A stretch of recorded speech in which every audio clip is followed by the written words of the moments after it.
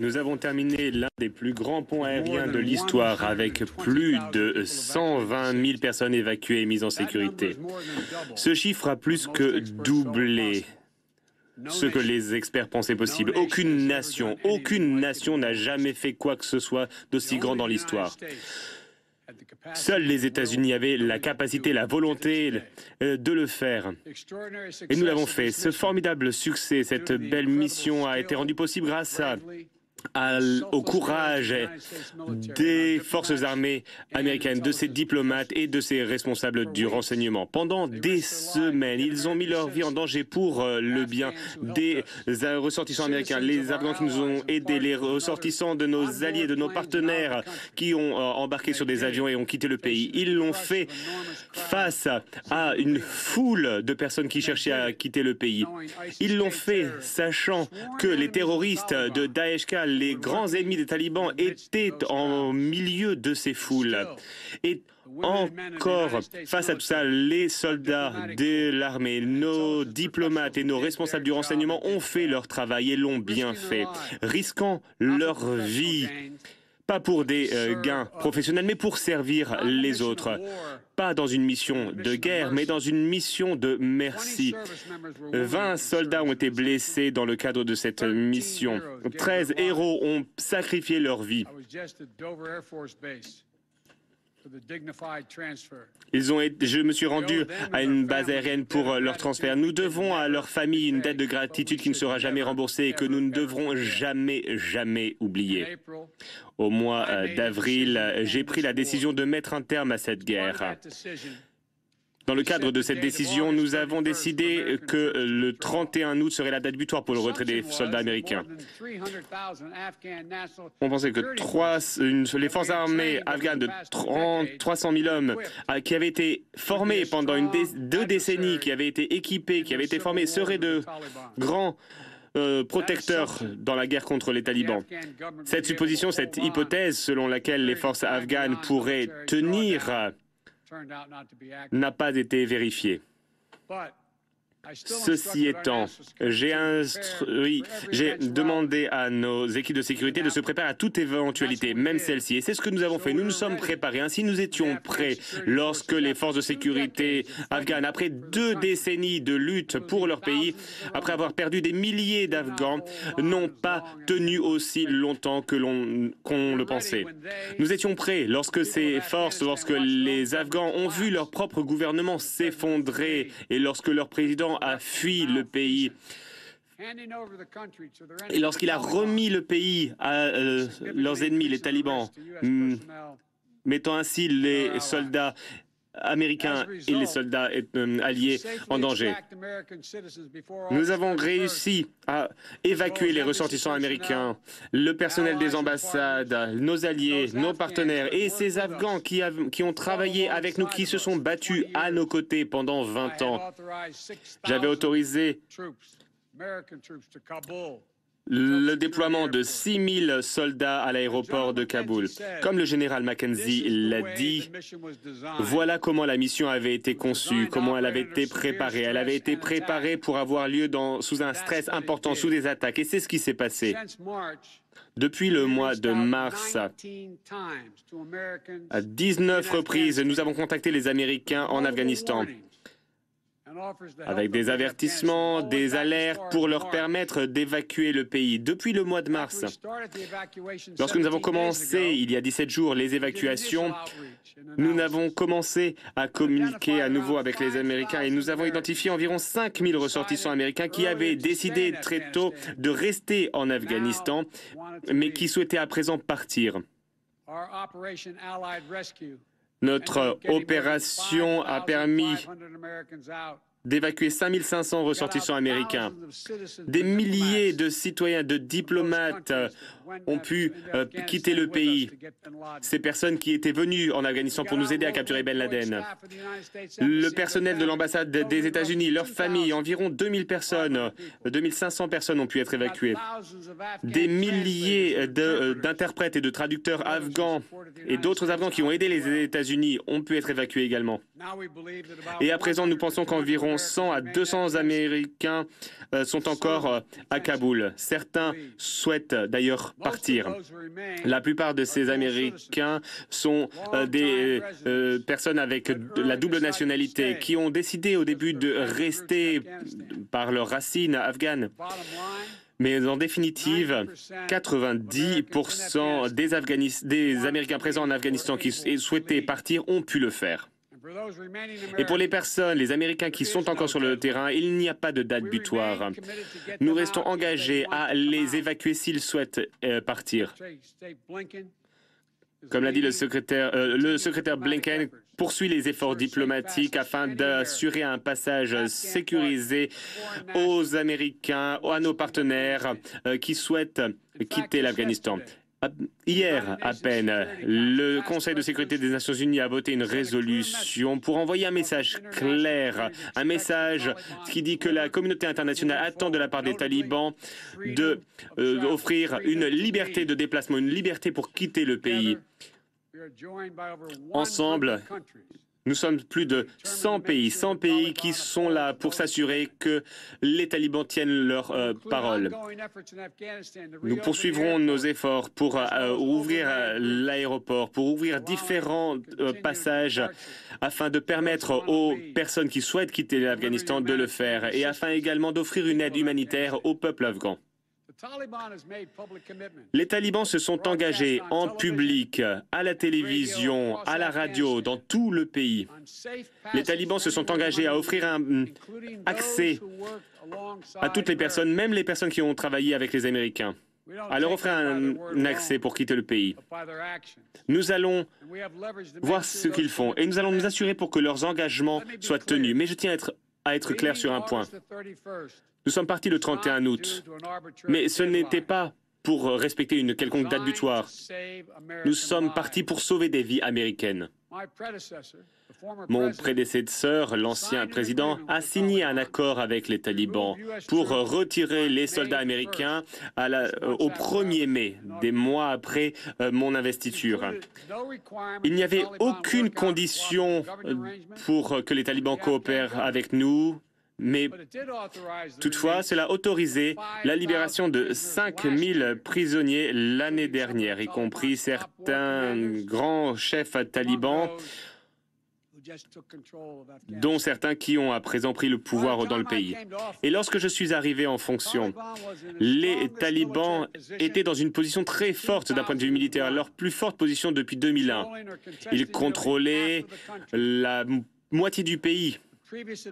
L'ancienne administration, dans son accord, déclarait que si nous allons respecter la date butoir du 1er mai, et si nous le faisons, les talibans ne nous attaqueront pas. Mais si nous restons sur le terrain, il n'y aura plus rien de garanti. Ainsi, nous avons quitté le pays selon une décision claire. Il fallait respecter l'accord conclu par mon prédécesseur, ou rester en Afghanistan et risquer la vie de milliers de soldats américains qui retourneraient en guerre. Voilà le choix qui était face à moi.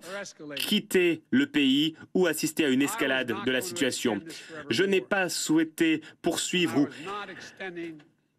cette grande guerre et je n'ai pas voulu retarder le départ de nos troupes. La décision de mettre un terme à ce pont aérien a été prise sur une recommandation unanime de la part de mes conseillers militaires, le secrétaire d'État, le secrétaire à la Défense, le président de l'état-major conjoint et tous les chefs d'état-major, ainsi que les commandants sur le terrain. Leur recommandation était que la manière la plus sûre d'assurer un passage pour quitter le pays aux Américains, entre autres, était de ne pas continuer avec 6000 soldats sur le terrain à Kaboul, mais plutôt de les évacuer vers d'autres zones. En 17 jours d'opération à Kaboul, après la prise de pouvoir des talibans, nous avons mené un effort 24 heures sur 24 pour donner à chaque Américain la possibilité de quitter le pays. Notre département d'État a travaillé 24 heures sur 24, 7 jours sur 7, pour contacter les ressortissants américains, parfois en essayant de les retrouver pour permettre aux Américains d'accéder à l'aéroport. Plus de 1500 Américains ont pu... plus de 5500 Américains ont pu quitter le pays par avion. Et pour les Américains qui sont encore sur le terrain, nous allons nous arranger pour qu'ils puissent quitter le territoire afghan s'ils le décident. Concernant les Afghans, nous et nos partenaires ont évacué 100 000 personnes, 100 000 Afghans. Aucun pays n'a été en mesure de procéder à une telle évacuation. Et nous allons continuer à aider les personnes à quitter le pays s'ils sont en danger. Le travail est loin d'être terminé. Pour le moment, j'encourage tous les Américains à prier avec moi, prier pour nos soldats, prier pour nos diplomates, nos responsables du renseignement, toutes ces personnes qui ont mené cette mission de merci à Kaboul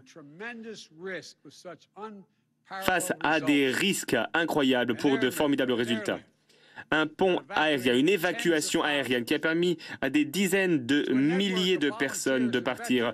Priez pour le réseau d'anciens combattants qui ont permis d'identifier ces personnes qui ont dû être évacuées, ces personnes qui ont guidé les ressortissants américains vers l'aéroport, qui les ont aidés pendant tout leur parcours. Nous allons continuer à dépendre de leur aide. Nous avons besoin de votre aide et j'ai hâte de vous rencontrer.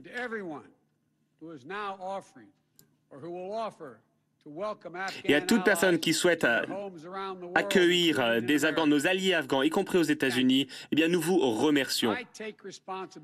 J'assume la responsabilité de ma décision. Certaines personnes disent qu'il aurait fallu commencer les évacuations plus tôt. Si cela avait... certaines personnes pensent que l'évacuation aurait pu être faite sans chaos, mais je ne suis pas d'accord. Imaginez si nous avions commencé au mois de juin, au mois de juillet à évacuer des personnes, rapatrier des milliers de soldats américains, évacuer plus de 120 000 personnes en pleine guerre civile. Il y aurait quand même eu des foules aux abords de l'aéroport. Il aurait toujours été difficile de mener cette mission. En définitive, le fait est que aucune opération d'évacuation à la fin d'une guerre ne peut être faite sans les complexités, les défis auxquels nous avons été confrontés. C'est impossible. Il y a des personnes qui disent qu'il aurait fallu rester en Afghanistan pour toujours, pendant des années et des années. Ces personnes me demandent pourquoi ne pas continuer ce que nous faisions. Pourquoi avons-nous dû changer quelque chose? Eh bien, le fait est que tout avait changé.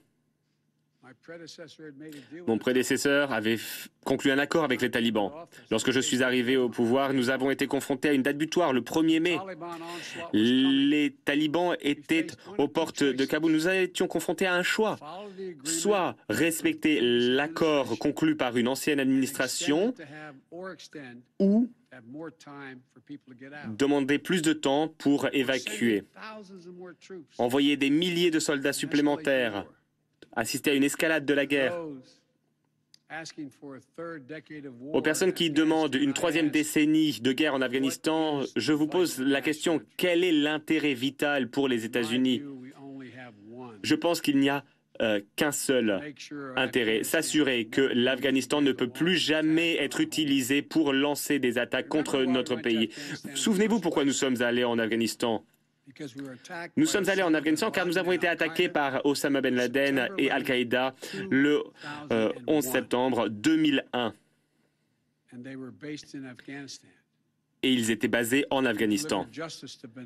Nous avons rendu justice à Ben Laden et le 2 mai 2011, il y a environ 10 ans, Al-Qaïda a été décimé. Alors posez-vous sérieusement cette question. Si nous avons été attaqués le 11 septembre 2001, si nous avions été attaqués depuis le Yémen plutôt que de l'Afghanistan, serions-nous allés en guerre en Afghanistan, même si les talibans contrôlaient l'Afghanistan en 2001? Je pense que la réponse honnête est non. En effet, nous n'avions aucun intérêt vital en Afghanistan autre que prévenir, empêcher des attaques contre les États-Unis et contre nos alliés. Et c'est aujourd'hui le cas. Nous sommes parvenus à réaliser nos objectifs en Afghanistan depuis 10 ans. Et nous sommes restés pour 10 ans de plus. Le moment était venu de mettre un terme à cette guerre. Nous vivons dans un nouveau monde. La menace terroriste s'est métastasée à travers le monde, au-delà de l'Afghanistan. Nous sommes confrontés à des menaces de la part d'Al-Shabaab en Somalie, les affiliés d'Al-Qaïda en Syrie, dans la péninsule arabique. Et Daesh qui a essayé de créer un califat en Syrie, en Irak, qui a des affiliés en Asie, entre autres. À mon sens, l'obligation d'un président est de défendre et de protéger son pays, les États-Unis. Pas contre des menaces de 2001, mais contre les menaces de 2021 et de demain. Voilà le principe directeur derrière ma décision au sujet de l'Afghanistan. Je ne crois tout simplement pas que la sécurité et la sûreté des Américains soient améliorées en continuant à déployer des milliers de soldats américains et en continuant à dépenser des milliards de dollars dans cette guerre. Je sais également que les menaces de terrorisme sont encore présentes. Elles sont pernicieuses. Elles sont malveillantes, mais la situation a changé. Cette menace s'est propagée à d'autres pays et donc notre stratégie doit également évoluer. Nous allons poursuivre notre guerre contre le terrorisme en Afghanistan et dans d'autres pays. Mais nous n'avons pas besoin de mener une guerre sur le terrain pour le faire. Nous aurons toujours nos capacités qui nous permettront de cibler des terroristes sans avoir de soldats sur le terrain grâce à des drones. Nous avons prouvé cette capacité de Over the Horizon ces dernières semaines. Nous nous sommes attaqués à ISIS-K à distance, quelques jours après qu'ils ont tué environ 13 soldats et des dizaines d'innocents afghans. Au groupe ISIS-K, nous n'en avons pas terminé avec vous. En tant que commandant en chef, je suis convaincu que le meilleur moyen d'assurer notre sûreté et notre sécurité consiste à avoir une stratégie ciblée, très bien ciblée et précise, car nous sommes dans une guerre contre le terrorisme. Voilà ce qui est dans notre intérêt, l'intérêt de notre pays.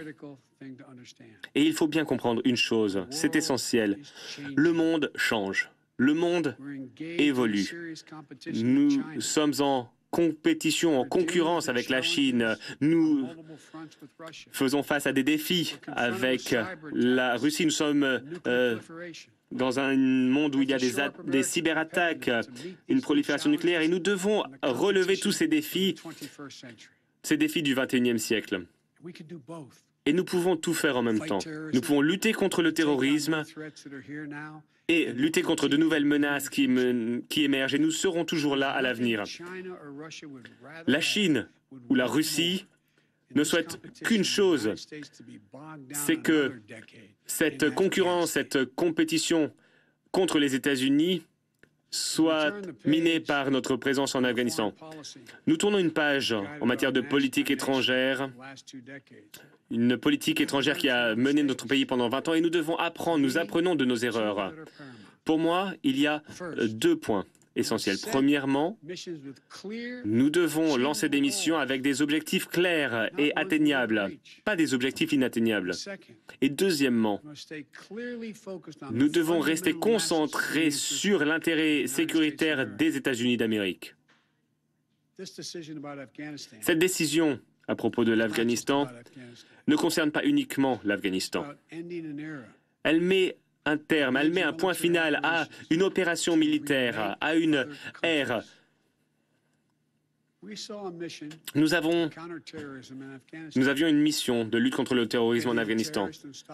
Nous souhaitions mettre un terme aux attaques terroristes.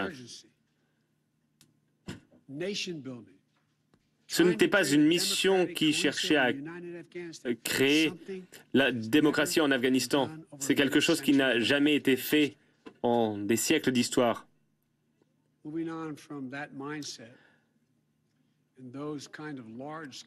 Nous avons appris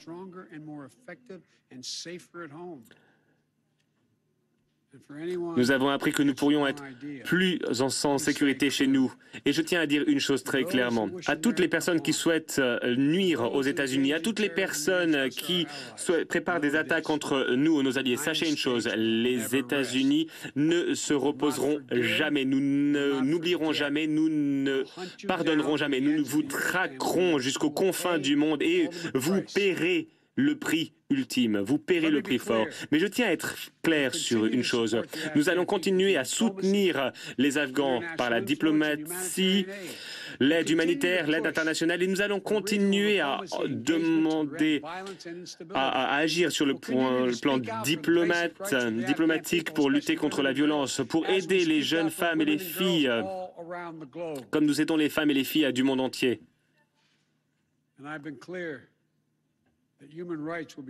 Et j'étais clair sur le fait que les droits humains seront l'élément central de notre diplomatie, mais nous devons travailler avec des outils économiques, diplomatiques, avec le reste du monde pour nous aider. Chers Américains, la guerre en Afghanistan est aujourd'hui terminée. Je suis le 4e président qui a été confronté à ce choix. Quand mettre fin à la guerre? Lorsque j'étais en campagne, je me suis engagé envers le peuple américain, engagé à mettre un terme à cette guerre. Et aujourd'hui, je respecte cette promesse de campagne. Le moment était venu d'être honnête avec les Américains, à nouveau. Nous n'avons plus d'objectif clair ou une mission ouverte en Afghanistan. Après 20 ans de guerre en Afghanistan, j'ai refusé d'envoyer une nouvelle génération de filles et de fils américains et américaines pour mener une guerre qui aurait dû être terminée il y a des années. Après plus de 2000 milliards de dollars dépensés pour l'Afghanistan, la Brown University a estimé que cela coûtait 300 millions de dollars par jour, 300 millions de dollars par jour pour l'Afghanistan en 20 ans, et ce pendant 20 ans. 300 millions de dollars par jour pendant 2 décennies. Même 1000 milliards de dollars, cela représente 150 millions de dollars par jour.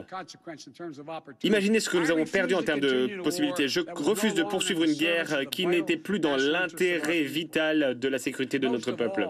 Et surtout, après 800 000 soldats qui ont été déployés en Afghanistan, ces soldats courageux, après que plus de 20 000 soldats aient été blessés, plus de 2000 Américains aient perdu la vie, y compris 13 cette semaine. Eh bien, après tout cela, j'ai refusé d'ouvrir une nouvelle décennie de guerre en Afghanistan. Nous sommes une nation qui, pendant trop longtemps, était en guerre.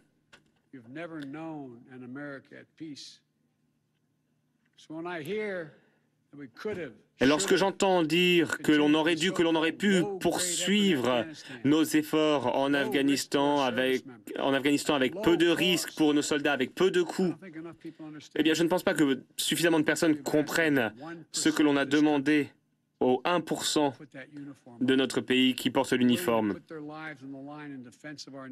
qui mettent leur vie en danger pour défendre notre nation.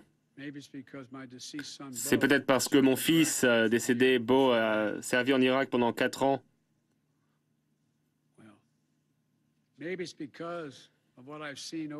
C'est peut-être parce que j'ai vu pendant des années en tant que vice-président et président, lorsque j'ai voyagé en tant que sénateur, ces personnes ont vécu l'enfer, déploiement après déploiement. Passé des mois, des années, loin de leur famille, qui ont raté des anniversaires.